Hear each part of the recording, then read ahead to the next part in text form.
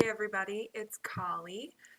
So I'm going to start this whole thing off with by far what was the biggest topic people voted for wanting to talk about, and that was managing stress and anxiety and feelings of depression.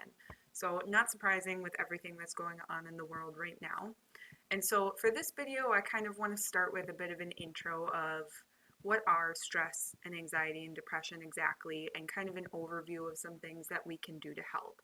Um, this list is not going to be totally comprehensive. There's a lot more than what I'm going to be able to talk about here today that you can do, but I'll at least do a bit of an intro. And then moving forward this week, I'm going to make some more in-depth videos about some of those things that you can do to manage stress and anxiety and depression.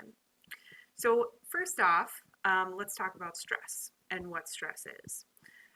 We've all experienced it, but it's really a physiological response, and you may have heard of this before. It's called the fight or flight response.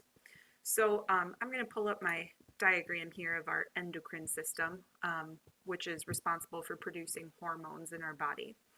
Now, right here, these big kidney-shaped lumps are our kidneys, and you can see sitting on top of the kidneys, there's a little gland called the adrenal gland. And the adrenal gland is what's responsible for our fight or flight response. When we experience a stressor, so for an example, let's say we're being attacked by a bear, those are going to kick on and release hormones such as cortisol and adrenaline. And adrenaline's easy to remember because adrenal, adrenaline, same type of word. Now, what that does is kick on a part of our nervous system called the sympathetic nervous system. And the entire job of the sympathetic nervous system and the fight or flight response is, if you have to fight off a bear, what things do you need kicked on in your body?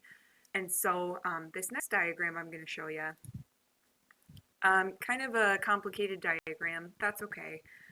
Really, this is just showing the places that the fight or flight response affects. And so you can see up at the top right here, your eye is affected. And so when your fight or flight kicks on, your pupil is going to dilate to let in more light. The salivary glands are going to dry up because you don't really have to worry about chewing food if you're trying to fight off a bear. If you think about when you get stressed out, your heart starts pumping really hard and fast, your blood pressure goes up. Your breathing changes. You might be breathing a lot heavier and faster. It does affect your guts as well. Some people feel like that butterfly feeling in your stomach, and really it has a lot to do with your guts kind of shut down because you don't have to be digesting when you're trying to fight off a bear. Who cares about, whatever's sitting in your gut if you're trying to fight for your life? And so there's several other places here that are innervated by that fight or flight response, but those are kind of the big ones, and we're all familiar with those feelings when we get stressed out. Now, that stress response is a good thing if your life's in danger. It's a really good thing. We want that response to happen, but your body doesn't understand the difference between being attacked by a bear or a project at work or living in quarantine or worrying about COVID. Your body's response is always, well, I've got to fight off a bear. That is the stress response every single time. And as you can imagine and probably experience, if you constantly have this fight or flight response going, it is exhausting. It starts to wear your body down. And that does make sense. One of the hormones released by your adrenal gland, like I said, was called cortisol. And cortisol is actually a steroid, not like get super buff steroid, but it reduces inflammation and kind of shuts down your immune system a little bit. And so if you chronically have this stress response going, your body is releasing cortisol, which is suppressing your immune system. And so when you're chronically stressed, you are far more likely to have issues with getting sick and not being very healthy, just because that is the response of your body. And so it is really important to try to mediate that stress as much as possible. All right. That being said, there is good stress too. Eustress is good stress. Distress is bad stress. And so eustress or good stress is something that pushes us to get something done. So for example, if you get a new project at work. You're probably going to be a little stressed out about it, but it pushes you to manage your time well and do a good job. Or when you start a new hobby like roller derby, um, it's kind of stressful because you don't know what you're doing, it's difficult, but that pushes you to practice and do well. Distress or bad stress is where that stress gets so overwhelming that you can't keep up with it and it starts to get really exhausting and affect your life. And I feel like a lot of us are getting into that point here with all of the COVID stuff going on. Now, next, what is anxiety? Now, I'm going to move over to this Venn diagram here of depression and anxiety. I want you guys to keep in mind what we understand about brain chemistry and neuroscience of depression and anxiety right now is that they're really two sides of the same coin. They tend to go hand in hand a lot of the time. A lot of people have both instead of just one. And we think the basis in the brain for both of them is the same. And so they actually get treated the same in a lot of cases. With anxiety, we all have feelings of anxiety on occasion. That doesn't mean you actually have like a diagnosable mental disorder. All right. And so with anxiety, the DSM-5, which the Diagnostic and Statistic Manual, that's where we categorize our mental illnesses. It talks about feelings of being on edge, being really tired or fatigued, difficulty concentrating, being irritable. On this Venn diagram, you can see some of the symptoms showing up here in blue as well.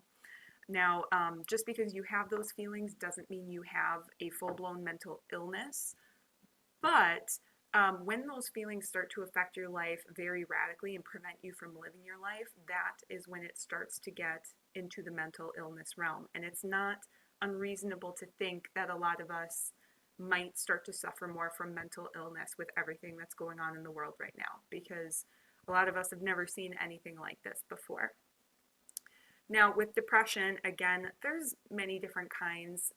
Having feelings of depression doesn't automatically mean you have a diagnosable mental illness, but same thing with anxiety. If it's getting bad enough that you're unable to live your life or perform any functions you need to live, that's when it's getting to the point that it's starting to turn into a mental illness. And so some of those symptoms of depression, you can see on the red part of the Venn diagram there, or the DSM-5 talks about being temperamental and irritable, feeling sad and hopeless, difficulty concentrating, thoughts of suicide.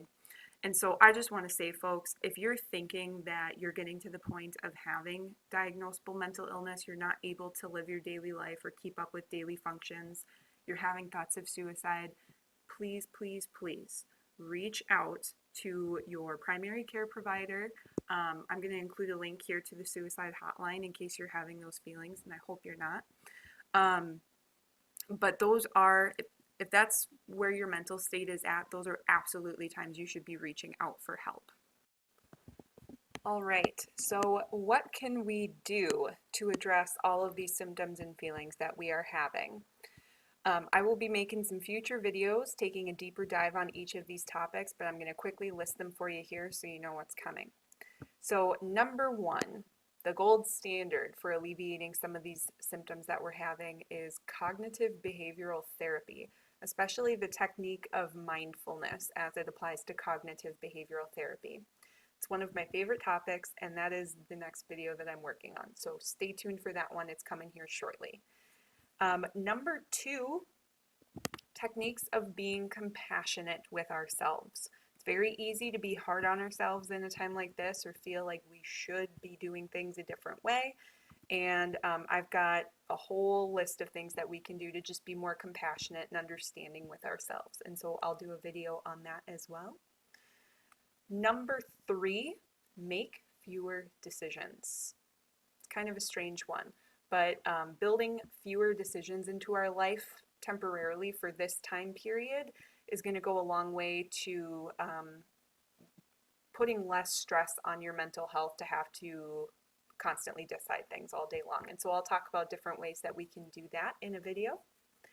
Number four, getting regular exercise. Whether it improves your anxiety and depression or it just kind of supplements your health, it's going to be important for us to be doing in this time. And it doesn't mean that you have to go really hard like you do at derby practice. It just might be a little bit of exercise, but we'll talk about how important exercise is going to be throughout being in quarantine or social isolation. Number 5, good sleep hygiene. A lot of us struggle with this one, and so I'll do a pretty deep dive on things that we can do to improve our sleep. All right, and then number 6 for right now is going to be talking more about substance use. So whether that's caffeine or alcohol or nicotine or recreational drugs, it's tempting for a lot of us to turn to those substances right now because they do alleviate stress. And so I'll just be talking more in depth about how can we be mindful using those things in a time like this to not make our health worse. So that's what's coming, folks. Stay tuned. I'm going to start working on that stuff as soon as I am done recording this video and getting it posted. So just a reminder, stay safe out there, stay healthy, call your loved ones, make sure that they're doing okay, and I will talk to you soon.